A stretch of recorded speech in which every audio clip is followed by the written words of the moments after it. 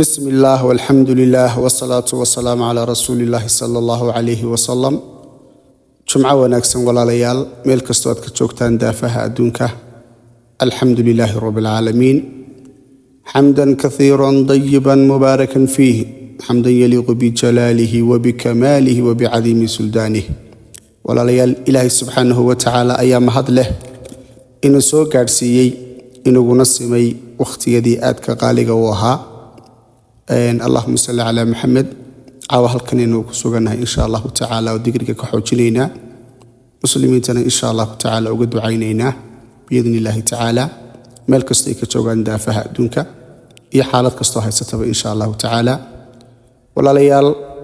لبا قصة أيان شعل هاي إلا صدح قصة إلى ديسو قد بيو ولا بوا صدح قصة ينكو وحكولو عن دنيا بإذن الله تعالى إن البشارة وسو قد بيو qof kasta oo arrimihiisu ay aad u adkaadeen, qof kasta oo dareemaya xaalad aad u adag, xaaladaasi noocay doontaba ha noqoto dhinacyada nolosha yani khuseeya ama dhinac walba yani oo qofku ka cabanayo insha Allah ta'ala. Allahumma salli ala Muhammad. waxa kaloon hambalyeyn doonaa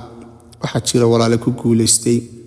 inay dhamaystiraan 100,000 oo saliga nabiga sallallahu alayhi wa sallam أقصى بلا بشير ربيع الأول أو الله سبحانه وتعالى أوافجي إن شاء الله تعالى. وحكى لكم بلا بدون برنامج كنا مانتا أما عاوة سيقا هل كيمر يقفكو كسليو أدغانتا بقول كن أو جير إساقو قفكو كسليي نبيك صلى الله عليه وسلم. سيقا داسنا وحيتهي اللهم صل وسلم وبارك على نبينا محمد وعلى آله عدد كمال الله وكما يليق بكماله. اللهم صل وسلم وبارك على نبينا محمد وعلى آله عدد كمال الله وكما يليق بكماله. إن شاء الله تعالى سيقظة سقرالا ونيسو ديك دونا وحسعاو برامج كتير دون تسيقه بإذن الله تعالى. قرال كيغا يدواقيغا بان كومنتيغا وصوص الرئيسين دونا sidoo kale qaybta posting ee YouTube-ka ka heli doontaan insha Allah ta'ala. siiqadaas qofkii 100 jeer akhriya biidnillahi ta'ala muraad kasta oo uu leeyahay oo Allah subhanahu wa ta'ala u gudi doono. walaalayaal Ilaahi subhanahu wa ta'ala ayaa mahad oo dhan iska leh. labada qiso ee ugu horeeya macallin Idris oo maanta aan kulanay alxamdulillah qisadii uga sheekeeyay walaal kale oo isaga ka sii daaweynaa qisooyinka ay ka sheekeeyeen baan ku bilaabi doonaa insha Allah. walaalka da'da weyn oo nin odaya ah ayaa waxa uu yiri waxaan maqlay qisadii ku saabsanayd barakada saliga nabiga sallallahu alayhi wa sallam. adoonkii deynta lagu yeeshay ee taajirka ahaa ee deymoobay kadibna amaahday lacagta nin ganacsada ama yani tujaar ah ka amaahday kadib deynkiis kaga guday isagoo muddan u qabtay. muddadii kadib ay ku dhamaatay markaa waqtigii uu deynka bixin lahaa ay dhamaatay.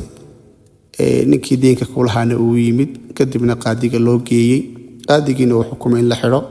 kadibna yiri yani qaadigii ka codsaday in ilaa berri dib loogu dhigo si uu reerkiisa la soo dardaarmo. qaadigiina uu weydiiyay yani yaa ka damiin ah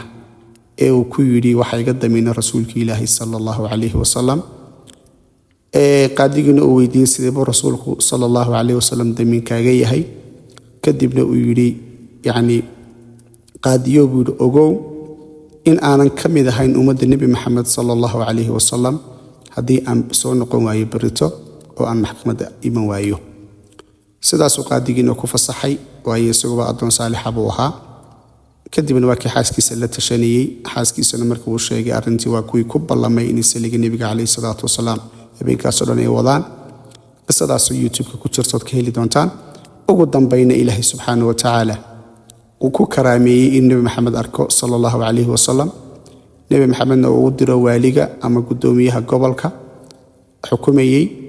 dabadeetana wadaadeenka bixi hadii ku weydiiyo inaad run sheegaysana maxaa ku calaamada uu nabiga sallallahu alayhi wa sallam habeen kasta waxaad nabiga sallidaa 1 jeer laakiin xalay tiradii way ka khaldantay. laakiin tiradii waxaad ogaataa buu ku yiri adoo warwarsan baad seexatay laakiin tiradii way ku buuxday. isla ugu sheeg sirtaas oo isagii Ilaahay subhanahu wa ta'ala isla ogaayeen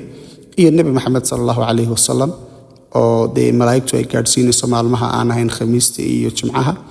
wakhtiga habeenadan oo kalena toosba ay saligiin ugu dhacay ruuxda nebiga sala allahu calayhi wasalam qisadaasoo ku dhammaatay in addoonkii deyntiina laga cafiyo weliba isagoo lacag badan oo diinaar fara badan wata uu soo noqdo oo dib u taajiray ilaahay fadligiis addoonkaasi markaa wuxuu yidhi walaalkaasi qisadaa markii aan maqlay kadib ayaan bilaabay saliga nebiga sala allahu calayhi wasalam nolosheediina aad bay isku beddeshay macallin dirisna wuxuu yidhi waxaan ka shaqaynayay etoobiya oo macallinka ahaa wakhtiyadaas oo aad xaaladuna u adkaayeen maamulaha iskuulkana maamulayay buu yidhi wuxuu ahaa nin yacni aanan isku qoomiyad ahayn qoomiyad kale ah dabeetana habsankaygii baa batay buu yidhi bil dabeetana mushaharkaygii buu iga gooyey warqad buu wasaaraddii u qoray si layga jaro mushaharka anna waxaan ka codsaday buu yidhi inaan mushaharka layga jarin ee uu xataa ila qaybsado laakiin wuu iga diiday wuxuu yidhi markii bishii ay dhammaatay ee xaaladaydii dee dhaqaalena aan warwarsanahay dee faamiliye iyo nolol iyo cid uu wakiil ka yahay inay jirto oo mas-uul ka yahay ayaan aad u warwaray buu yidhi kadibna meel baan fadhiistay waxaanan bilaabay suuratu ikhlaas qul huwa allaahu axad anigoo ilaahay subxaana wa tacaala ka rajaynaya dhibtaas inuu ilaahay iga saaro wuxuu yidhi gelika dambe ayaa mushaharka la bixin jiray etoobiya wakhtigaas deetana waxaan tegey goobtii laga bixinay mushaharka waxaan u tegey buu yidhi magacaygii baan sheegay kadibna mushaharkaygoo dhammaystiran baa halkii layga siiyey markii mushaharkii aan qaatay ayaa warqaddii uu maamuluhu soo qoray ee wasaaradda soo mariyey ee mushaharka laygaga joojinayay kadib ay timid anigoon kala bixin kadinka laakiin mushaharkayga qaatay goobtii mushaharkana saxeexay gabadhii lacagta bixinaysayna waxay ku tiri anigu waxaan lacagta bixiyey iminka waa kaasii socda saxeexiisina wuu dhacay lagama soo celin karo sidaasaan mushaharkayga ku helay buu yidhi bilii ka dambeyna si fiican baan u shaqaystay allahuma salli calaa maxamed yacni labadaa qisaba waxay muujinayaan barakada saliga nebiga sala allahu calayhi wasalam iyo qur-aanka kariimka iyo digriyada oo dhanba iyo sida suuratu ikhlaas ay khaaska u tahay alxamdu lilah allahuma salli calaa maxamed walaalayaal waxaanu hambalyaynaynaa walaalaha boqolka kun gaadhay allahuma salli calaa sayidina maxamed waxaa kaloo halkan idinku soo gudbin doonaa siiqo aadna u gaaban oo ka mida siiqooyinka loogu saleeyay nebiga sala allahu calayhi wasalam oo uu nebigu sala allahu calayhi wasalam addoon ka mida addoomaha saalixiinta ah ee wanaagsan ee culimmadii waaweyneedna ay ka markhaati kaceen yacni wanaagooga ay u qireen ay yacni ilaahay subxaanahu wa tacaala ku karaameeyey inuu nebigu sala allahu calayhi wasalam uu siiyo siiqadaasi siiqadan oo walaalayaal marka ay ballaadhan tahay ama badan tahay qaabkan u qoran laakiin qaabka aan soo gudbinayna ay tahay qaab aad u kooban waxa yacni ina soo gaadhsiiyey addoonka saalixa ah ee la yidhaahdo alxaaris abu cabdillaahi almuxaasibi addoonkaasi oo nebigu calayhi salaatu wasalaam uu arkay isaga oo murugaysan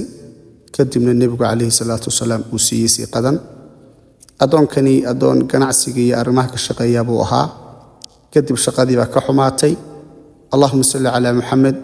dayn fara badan baa lagu yeeshay isaga oo aad u murugaysan ayaa isagii xaaskiisu habeenada ka mida ay ducaysteen in ilaahay subxaanahu wa tacaala uu hamigan iyo dhibtan haysata ka saaro markii uu seexdayna waxa uu ilaahay subxaanahu wa tacaala ku karaameeyey inuu riyo ku arko nebiga sala allahu calayhi wasalam nebiguna sala allahu calayhi wasalam uu weydiiyey yacni mushkiladda haysata markii uu sheegay dhibta haysatana uu nebigu wuxuu siiyey siiqadan soo socota iminkaan sheegi doono oo nebiga loogu salliyay sala allahu calayhi wasalam sidan soo socota allahuma salli calaa muxamedin wacalaa aali muxamed salaatan tunjiina biha min jamiici alahwaani waalaafaat wataqdii lana biha jamiici alxaajaat siiqadaas oo marka nebiga lagu salliyay sala allahu calayhi wasalam kadib macnaheedu yahay yacni in ilaahay subxaana wa tacala lagu weydiisanayo saligaa nebiga in uu kaga yacni gudo ama kaga filnaado dhammaan xaajaadka iyo mushkiladaha haysta oo dhan ilaahay subxaana wa tacaala mushkiladaha haysta dhan addoonka uu kaga qaado kadibna ilaahay subxaana wa tacaala xaajaadka uu u baahan yahayna uu ilaahay ku siiyo allahuma salli calaa maxamed dhawaaqeedii af soomaaliya ayaa hoosta ku qoran qofkii carabiga ku adigay insha allahu tacaala commentiga ayuu ka heli doonaa halka u sarraysa waxaa lagu saleeyaa oo si qadan lagu saleeyaa nabiga sallallahu alayhi wasallam boqol jeer ilaahayna tala saaro arrimahaaga oo dhanna mushkilad kastoo ku haysata biidnillaahi tacaala ku bishaariso xal ayaad heli doontaa ilaahay idinkiis walaalayaal ilaahay subxaanahu wa tacaala ayaa mahad leh inuugu fadilay oo inuugu karaameeyey inuu ina siiyey saliga nabiga sallallahu alayhi wasallam shaqadaas oo ilaahay subxaanahu wa tacaala uu naftiisa ka bilaabay oo sida aayadda quraanka kariimkeeda u taqaanaan inna allaha wa malaa'ikatahu yusalluna 'ala nabi ya ayyuha alladhina amanu sallu 'alayhi wa sallimu taslima marka allahumma salli 'ala muhammad ilaahay subxaanahu wa tacaala ayaa mahad dhan walaalayaal ay u sugnaatay khayr oo dhan ilaahay baan weydiisanaa subxaanahu wa tacaala si qadan waxay ugu soo baraarujisay walaashin kaltuun iyada ilaahay subxaanahu wa tacaala waxaan uga baryaynaa miisaanka xasanaadka inuu u saaro way soo xasuusay ma sha Allah waxa kaloon doonayaa markaas caruuraha xanuunsanaya oo dhan dhammaan meel kastoo daafa adduunka ay ka joogaan ilaahay subxaanahu wa tacaala waxaan uga baryaynaa caafimaad qof kastoo xanuunsanaya sidoo kale ilaahay subxaanahu wa tacaala waxaan uga baryaynaa caafimaad inta mushkiladda xagga dhaqaalo ay ka haysato ilaahay subxaanahu wa tacaala waxaan uga baryaynaa arsaaqad waasica inta deemaysan ilaahay subxaanahu wa tacaala waxaan uga baryaynaa inuu deymaha ka gudo inta bilaa guurka ilaahay waxaan uga baryaynaa guurka inuu siiyo oo u furo inta uu ka xidhan yahay inta bilaa shaqada shaqa ilaahay siiyo inta safaradu dhibaato ay ku hayaan ilaahay subxaanahu wa tacaala inuu furo yacni cumuuman marka la isku soo koobana insha allahu tacaala ilaahay subxaanahu wa tacaala qof kasta muraadkiisa oo aan macsi lahayn waxaan ilaahay uga baryaynaa inuu midigta ka saaro walaalayaal aan badina saliga nabiga sallallahu alayhi wasallam xaalad kastoo aan ku jirno waayo allah subxaanahu wa tacaala wuu inaga aqbalaya aynu ku dadaalna saliga nabiga sallallahu alayhi wasallam استغفارتا إيا إلهي سبحانه وتعالى حسكيسا خير ودنبن إلهي سبحانه وتعالى ويديسانينا شر ودنبن إلهي سبحانه وتعالى كمغن قلينا قل ليال إذكو سيديرين مايو تاني انتني برامج كلكو كل مينو وحاندك يا أستودعكم الله الذي لا تضيع ودائعه في أمان الله والسلام عليكم ورحمة الله تعالى وبركاته اللهم صل على محمد وعلى آل محمد كما صليت على إبراهيم وعلى آل إبراهيم إنك حميد مجيد اللهم بارك على محمد وعلى آل محمد كما باركت على إبراهيم وعلى آل إبراهيم إنك حميد مجيد